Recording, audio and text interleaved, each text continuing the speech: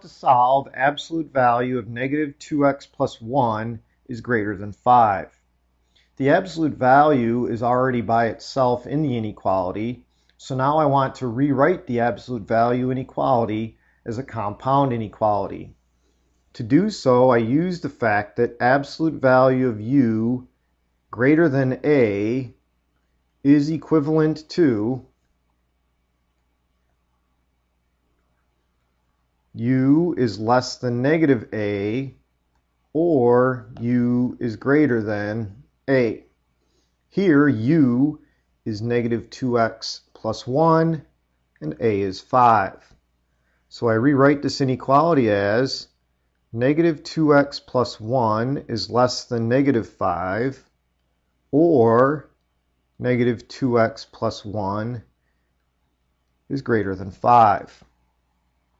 And then solve each inequality separately. On the left, I'll subtract 1 from both sides, and I get negative 2x is less than negative 6. And then I divide both sides of the inequality by negative 2. Remember, when you divide both sides of an inequality by a negative quantity, the direction of the inequality changes. So after dividing both sides by negative 2, I get that x is greater than 3. On the inequality on the right, I subtract 1 from both sides. I get negative 2x is greater than 4. Divide both sides of the inequality by negative 2. Change the direction of the inequality and get that x is less than negative 2.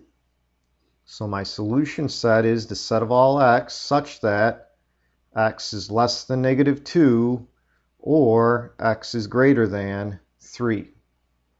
Using interval notation, I would write this as x is less than negative 2, union, meaning or, x is greater than 3. Finally, I could represent this on a real number line. I scale the real number line.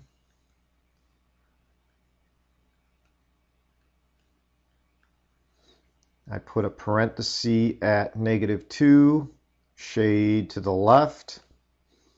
Put a parenthesis at 3, and shade to the right.